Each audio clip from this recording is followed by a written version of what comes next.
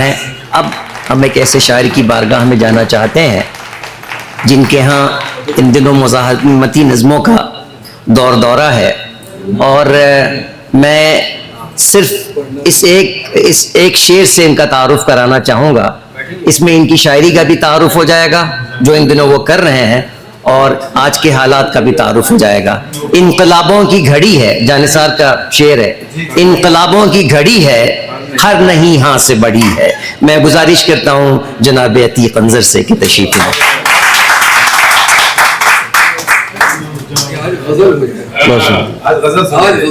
ये बहुत मसला है भाई।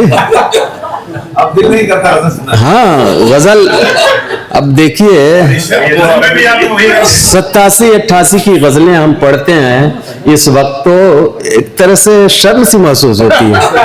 वो ज़ौक़ का शेर है, वक्त पीरी शबाब की बातें ऐसी है जैसे ख्वाब की बातें। तो कुछ ऐसा ही है, लेकिन ये मसला है कि जब आते हैं तो इस तरह से ये छेड़ते हैं या हमारे शाहिद साहब छेड़ते हैं। तो ये उन्हीं के लिए ये गजल सुना रहा हूँ 87-88 की। सुनिए, कभी ऐसा कहता था, कभी ऐसा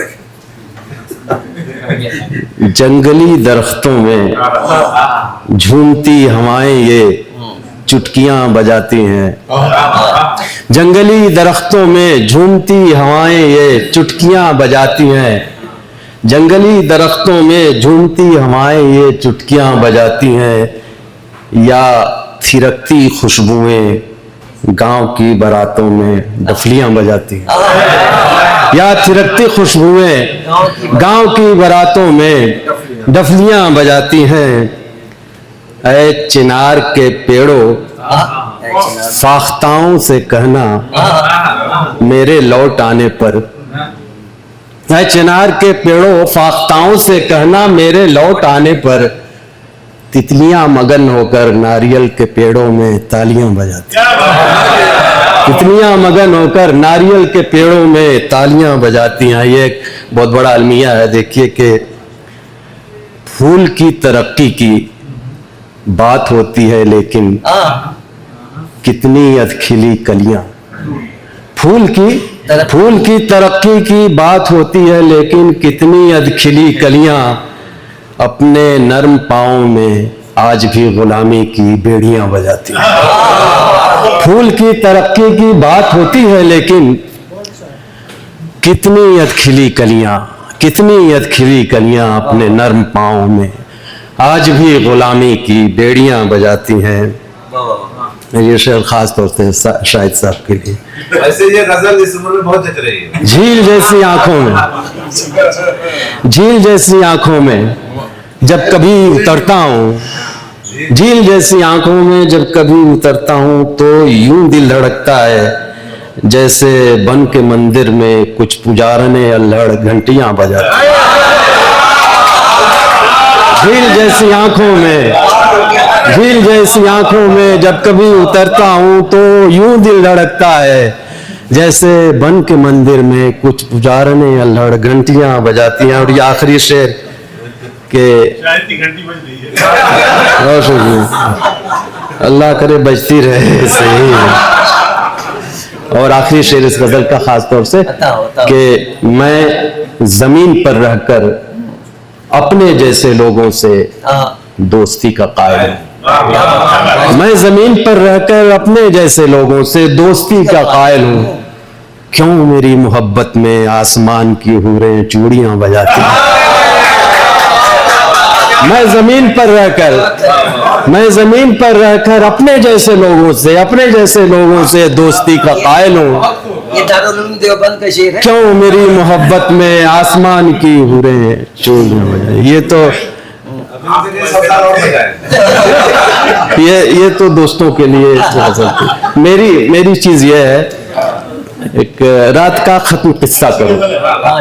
बहुत शुक्रिया। रात का खत्म किस्सा करो, जिधर देखता हूं उधर कोयले के पहाड़ों का एक सिलसिला है, कोयले के पहाड़ों का, जिधर देखता हूं उधर कोयले के पहाड़ों का एक सिलसिला है, जिसे रात खाकर किसी काली डायन की सूरत भयानक हुई जा रही है।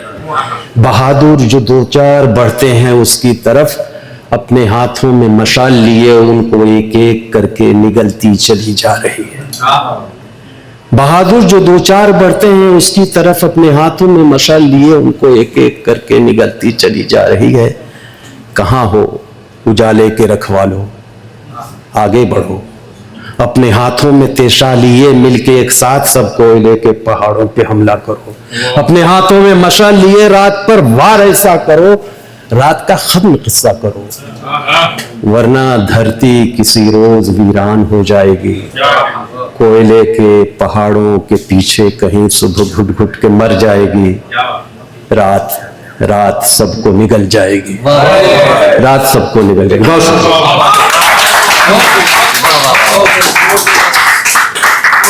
आज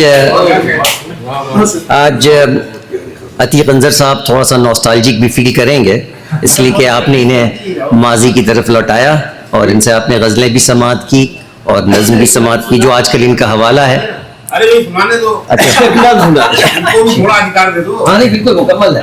एक नज़्म सुना देता हूँ। इंसान उन्वान है इसका, नाम सुन लीजिए कि बात भी सुना दीजिए। अरे भाव भी सुना अभी बीच में मत छेड़िए। खाली कॉफी वाला सुनाइए। कि समंदर, इंसान समंदर अगर अपने सीने में दुनिया की सारी गलाजत कसाफत समोकर न खामोश रहता तो हम उसकी अजमत के कायल न होते।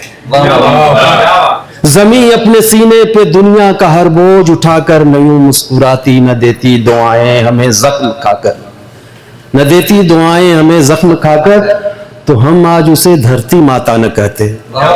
हिमालय अगर रात दिन जाग कर मौसमों के अजाबों को सहकर हमारी हिफाजत न करता तो वो इस बुलंदी के काबिल न होता। तो हम उसकी अजमत के, हिमालय अगर रात दिन जाग कर मौसमों के अजाबों को सहकर हमारी हिफाजत न करता तो हम उसकी अजमत के कायल न होते, हमें उससे कोई मोहब्बत न होती।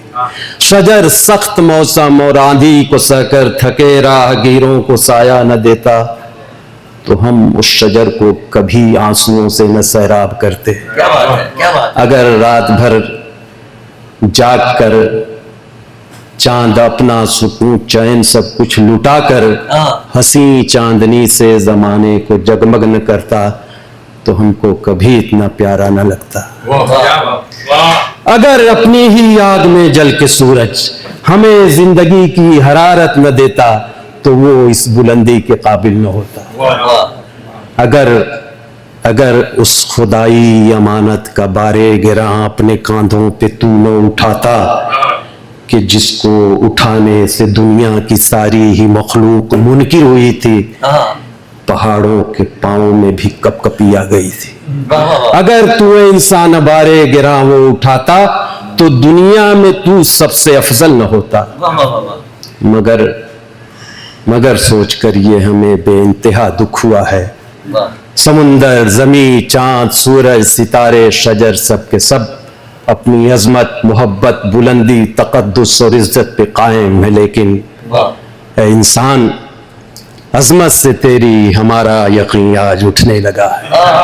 तू कांधों से अपने वो बारे गिरा फेंक कर पस्तियों में उतरने लगा है, पस्तियों में उतरने लगा। बहुत शुक्रिया।